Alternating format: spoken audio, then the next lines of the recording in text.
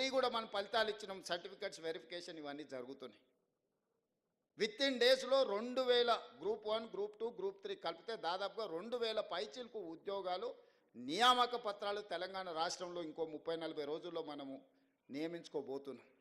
ఉద్యోగాలు 2-2.5 వేలు ఉండొచ్చు, కానీ 10 లక్షల పైగా విద్యార్థులు కోచింగ్ సెంటర్ల చుట్టూతో తిరుగుతూ వాళ్ళు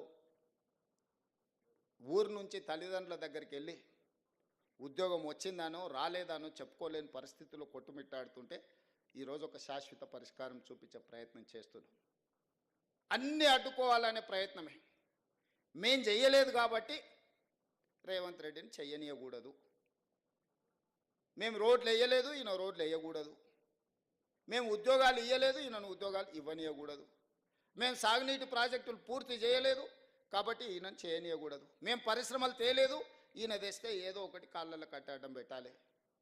ప్రతిదీ ఆనాడు ఒక వ్యక్తి, ఒక కుటుంబం, ఒక రాజకీయ పార్టీ సెంట్రిక్గా ఈ రాష్ట్రంలో నిర్ణయాలు జరిగితే ఈరోజు ప్రజల కోణంలో, నిరుద్యోగ యువకుల కోణంలో, విద్యార్థుల కోణంలో ఈరోజు మన ప్రభుత్వం, ఈరోజు విద్యార్థులకు మీరు అందరూ గ్రామాల నుంచి వచ్చిన వాళ్ళు దాదాపుగా డైట్ ఛార్జెస్ 10 సంవత్సరాలు పెంచలేదు. నేను 40% డైట్ ఛార్జెస్ సింగిల్ స్ట్రోక్లో నేను ఇచ్చిన. కాస్మెటిక్ ఛార్జెస్ హాస్టల్లో ఆడపిల్లలు ఉంటారు, పేదోళ్ళ పిల్లలు ఇంటి దగ్గర తల్లిదండ్రులను అడగలేరు, చిన్న చిన్న సబ్బు కాడ నుంచి మొదలు పెడితే చిన్న చిన్న కాస్మెటిక్స్ని అడగలేరు. 200% 20 ఇయర్స్ నుంచి పెండింగ్ ఉంటే నేను 200% కాస్మెటిక్ ఛార్జెస్ పెంచి ఎవ్రీ మంత్ గ్రీన్ ఛానల్ వాళ్ళకి పేమెంట్లు ఇచ్చిన. ఈరోజు దాన్ని స్ట్రీమ్ లైన్ చేసిన.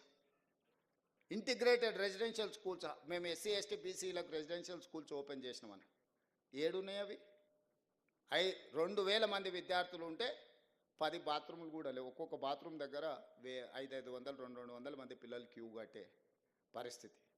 అక్కడి నుంచి ఈరోజు ప్రతి నియోజకవర్గానికి ఒక young India integrated residential schools 20 నుంచి 25 ఎకరాలలో 200 కోట్ల రూపాయలతో మన సింగిల్ జీవో 58 నియోజకవర్గాలలో అనుమతించిన 11,000 కోట్ల రూపాయలు మంజూరు చేసిన.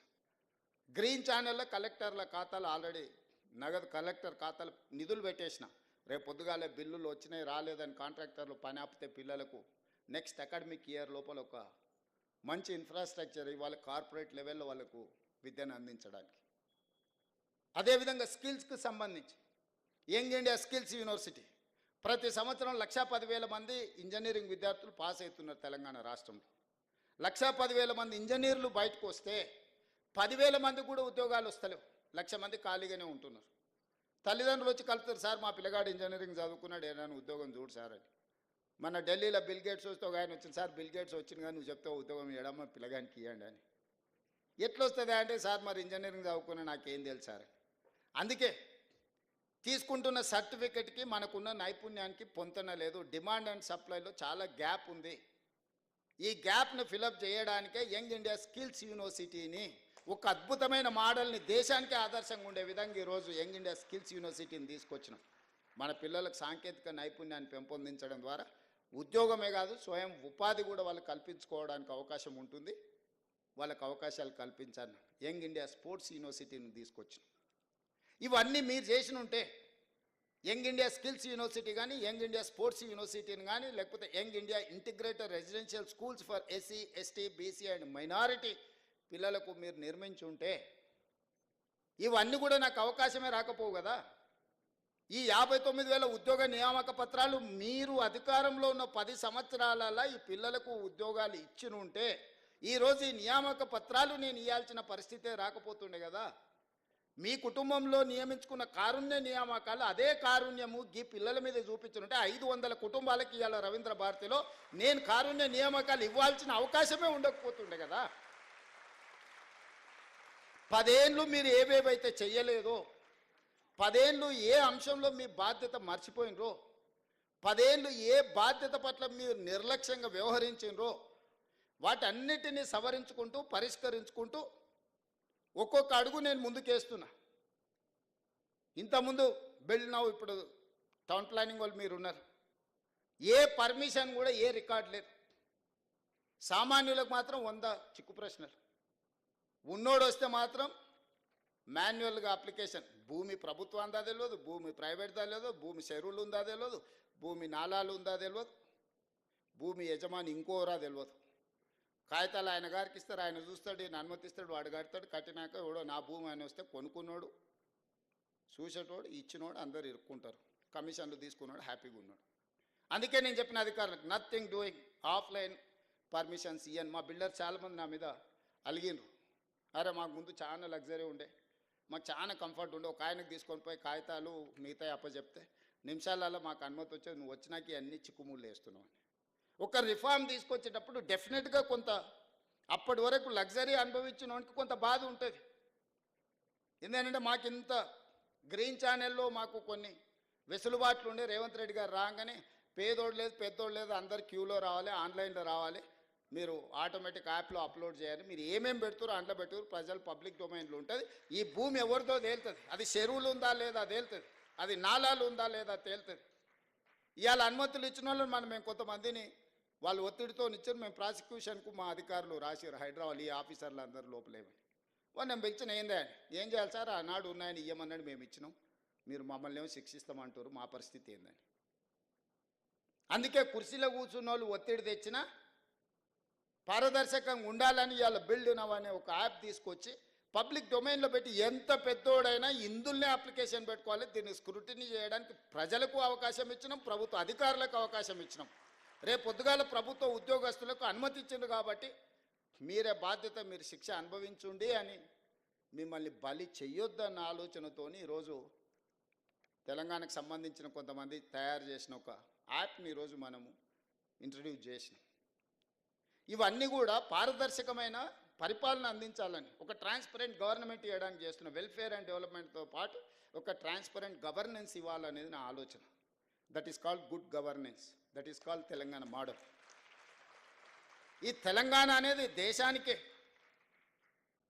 నరేంద్ర మోడీ గారు అప్పుడప్పుడు చెప్తుంటారు, ఈ దేశ ప్రధానమంత్రి ఆయన అంటే నాకు గొప్ప గౌరవం, ఈ దేశాన్ని నేనే అభివృద్ధి చేసిన అంటాడు. సంతోషం, ప్రధానమంత్రికి 3 సార్లు అవకాశం వస్తే డెఫినెట్గా చేస్తాను.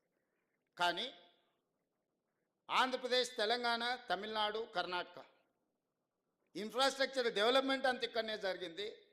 కంపెనీలు అన్నీ ఇక్కడికే వచ్చినాయి. ఇక్కడున్నోళ్ళే కాదు, ఆ ఉత్తరప్రదేశ్ నుంచో లేకపోతే ఉత్తర భారతదేశం నుంచో గుజరాత్ నుంచో ఉద్యోగాలు చేయడానికి మన దగ్గరకు వస్తారు.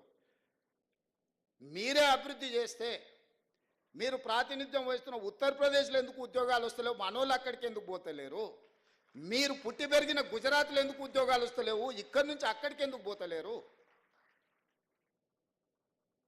దక్షిణ భారతదేశంలో తమిళనాడు కావచ్చు, తెలంగాణ కావచ్చు, కర్ణాటక కావచ్చు, ఈ 3 రాష్ట్రాలు, చెన్నై కావచ్చు, హైదరాబాద్ కావచ్చు, బెంగళూరు కావచ్చు, ఈరోజు మన దక్షిణాది రాష్ట్రాలకు సంబంధించిన వాళ్ళే కాదు, ఉత్తరాది రాష్ట్రాలకు సంబంధించిన వాళ్ళు కూడా ఉద్యోగ ఉపాధి అవకాశాల కోసం మన దగ్గరికే వస్తారు కదా.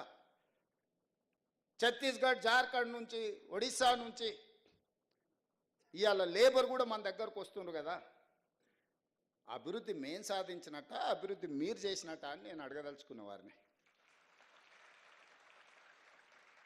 అభివృద్ధికి చిరునామా మన ప్రాంతాలు, కష్టానికి మారు పేరు మనం. మార్కెటింగ్ రకరకాల వాళ్ళు చేసుకుంటారు, వాళ్ళకి మార్కెటింగ్ చేసుకునే తెలివితేటలని చేసుకుంటారు. కష్టం చేసేదే మనకు తెలుసు. చాలామంది నన్ను అంటుంటారు, నీ మీద వ్యతిరేకత ఉంది, నీ మీద కోపంగా ఉన్నారని. నేను అడగదలుచుకున్న మీ ద్వారా, రైతులు ఎందుకు కోపం ఉంటారు? 25,35,000 మంది రైతులకు 20,617 కోట్ల రూపాయల రుణమాఫీ 10 నెలల్లో చేసినందుకు నా మీద రైతులు కోపంగా ఉంటారా? మహిళలు, మా ఆడబిడ్డలు, రాష్ట్రం మొత్తం ఆర్టీసీలో ఉచిత ప్రయాణం ఇచ్చినందుకు చదువుకునే పిల్లల కాడ నుంచి మన పెద్దమ్మల వరకు అమ్మగారింటికి వెళ్ళాలన్నా, అమ్మవారిని దర్శించుకోవాలన్నా ఉచిత బస్సు ప్రయాణం ఇచ్చినందుకు మా ఆడబిడ్డలు నా మీద కోపంగా ఉంటారా? లేకపోతే 1000 ఆర్టీసీ బస్సులను యజమానులను చేసి, కోటీశ్వరులను చేసి, కార్పొరేట్ కంపెనీలు చేసే వ్యాపారం మా స్వయం సహాయక సంఘాలకు అందించినందుకు ఆడబిడ్డలు నా మీద కోపంగా ఉంటారా? లేకపోతే 1000 మెగావాట్ల సోలార్ విద్యుత్ ఉత్పత్తి సామర్థ్యం, సోలార్ పవర్ ప్రాజెక్ట్స్ అంటే అదాని, అంబానీలు, టాటాలు, బిర్లాలను ఒకప్పుడు అనుకునేది. అదాని, అంబానీలతో పోటీ పడే విధంగా మా ఆడబిడ్డలకు 1000 మెగావాట్ల సోలార్ విద్యుత్ ఉత్పత్తి కాంట్రాక్ట్ మా ఆడబిడ్డలకు, మా సీతక్కకు చెప్పి, మా బట్టి విక్రమార్క గారికి చెప్పి ఇవాళ 1000 మెగావాట్ల సోలార్ ఉత్పత్తి సామర్థ్యం ఒప్పందం మా ఆడబిడ్డలు చేసిన. అందుకోసం నా మీద కోపంగా ఉంటారా?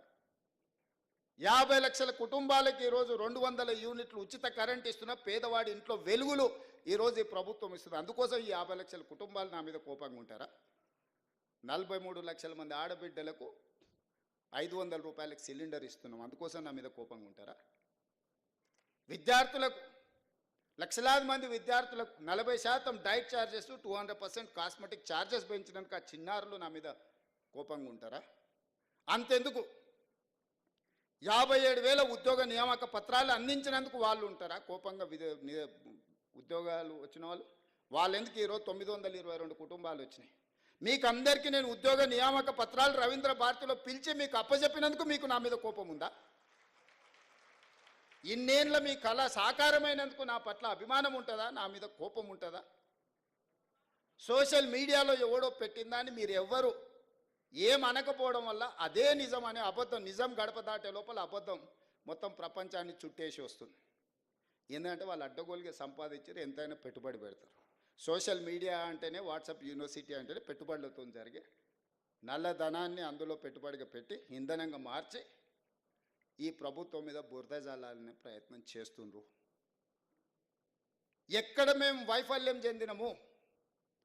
రేవంత్ రెడ్డికి పట్టు రాలేదు అని అంటారు. పట్టు రావడం అంటే ఓ రాజయ్యను దళితుని తీసేయడం, ఓ ఈటల రాజేందర్ బలైన వర్గాల వ్యక్తిని మంత్రివర్గం నుంచి తీసేస్తే పట్టు వచ్చినట్ట? తీయడానికి కారణం చెప్తే పట్టు వచ్చినట్టు. తీయడానికి సహేతుకమైన కారణం ఉంటే